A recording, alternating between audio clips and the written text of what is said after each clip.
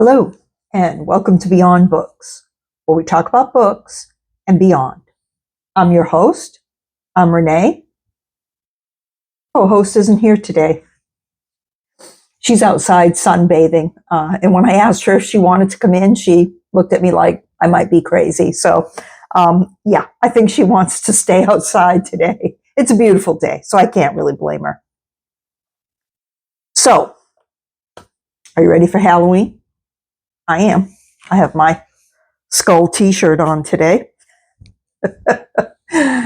And later, I will be announcing a giveaway for some Halloween-themed items. But first, I have a review for you of my October 2025 Book of the Month.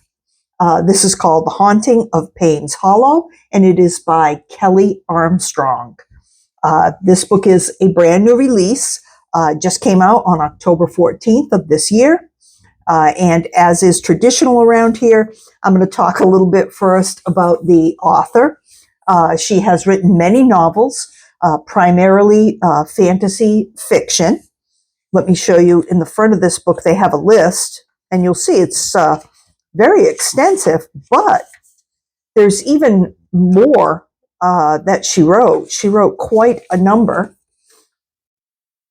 There we go. Like I say, primarily fantasy fiction.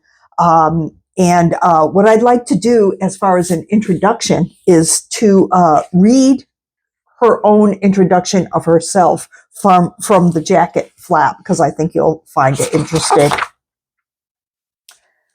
It says, Kelley Armstrong is the author of more than 50 novels in mystery, fantasy, and horror. She believes experience is the best teacher, though she's been told this shouldn't apply to writing her murder scenes. To craft her books, she has studied Aikido, archery, and fencing. She sucks at all of them. She also has crawled through very shallow cave systems and climbed half a mountain before chickening out. She is, however, an expert coffee drinker and a true connoisseur of chocolate chip cookies. So yeah, I thought that was a cute introduction, and now we know that our author has a sense of humor. So that's a good thing. Okay, so what about this book? What is it about? Well, this one is a standalone book. She's written many that are in series, but this one is standalone. The genres for the book are horror, thriller, mystery, and paranormal. And this is somewhat of a retelling of the legend of Sleepy Hollow, if you're familiar with that. So let me explain, and I'm going to make this spoiler-free. This book is written in the first person from the point of view of Sam, who is a young lady from a family that is quite well off. As the story begins, Sam is set to inherit a 300-acre parcel of land in upstate New York on the shores of Lake Ontario. Her grandfather, with whom she has had a rocky relationship, has just passed away. So we also find out that Sam's dad had passed away a number of years earlier, and there are some unresolved issues surrounding his death. Now, Sam's mom is in assisted living with early onset dementia, and Sam desperately needs the money that this land would bring in so that she can continue to pay for her mom's care. And the land is worth about $10 million. However, you know it's not going to be that easy, right? There is a stipulation in the will.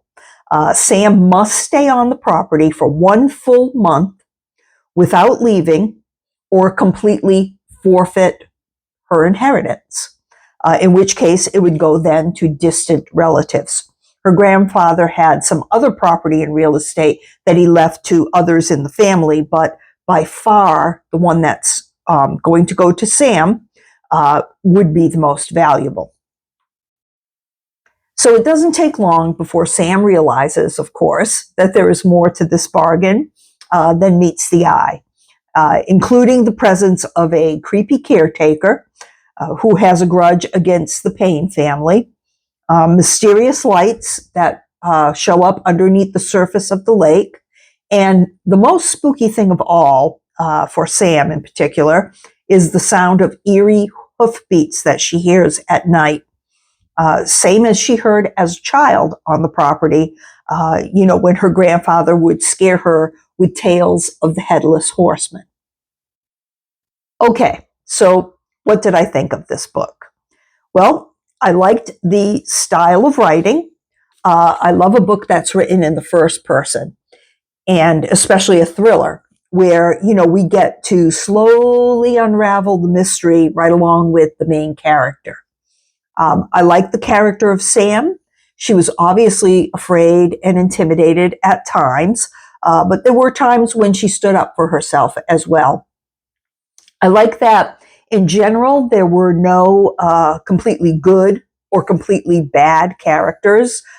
Everyone had, good and bad aspects to their personality, and we could, kind of understand throughout the book, I think, why the characters acted as they did. Most of all, I was impressed by the fact that the author gave us a scary scenario and frightening images, and was consistent with them. So many horror stories just kind of throw in something, it seems like, for the effect of just bringing up more gore or just to be more frightening. And sometimes it doesn't even fit in with the narrative, but this book isn't like that. And I appreciated that consistency in the story. There is a bit of humor in it as well. So this book, it has a 3.82 on Goodreads and 4.5 on Amazon. And I'm going to go right about in the middle of the two and give it a 4-star rating. If you like horror that's got a bit of a story to it and keeps you guessing throughout, then you actually, you might enjoy this. It's under 300 pages, and it makes a fun, fast-paced read for this spooky season. So speaking of the spooky season, now, did I say I had a giveaway to tell you about? I think I did. So I have here 3 skeleton bookmarks that I made recently. Here's all 3 of them. I will include a link to a video I made where I show how I make these bookmarks in case you missed it. So now, to be eligible for the giveaway, what you need to do is to type the word skeleton in the comments section. You can leave any comment you wish. Just make sure the word skeleton is in it, so I know that you want to be considered for the giveaway. I can now only do this actually for people with an address in the USA. I can't do any overseas shipping, and with the tariff situation changing all the time, I wouldn't want anyone to have to pay a fee for their bookmark. So let's say USA address only. Now, if for whatever reason you can't have a skeleton bookmark, sometimes it's a religious thing with people. They don't celebrate Halloween. Then I do have a couple of alternative choices, and they would be these that are toadstools, mushrooms. But the giveaway is for the skeletons. So limited choice, but still a choice if you really don't celebrate the holiday. Just giving an option there. Now, I will close the opportunity for entry on Wednesday, October 22nd at midnight, when the clock strikes midnight. And then on Thursday, October 23rd, I'll post a video where I'll draw the names of the winners, and then you can send me your address by email, and I can mail out to you your Halloween bookmarks. All right. So there they are. Well, one last time. Good luck to everyone. Take care. Don't forget to like and subscribe.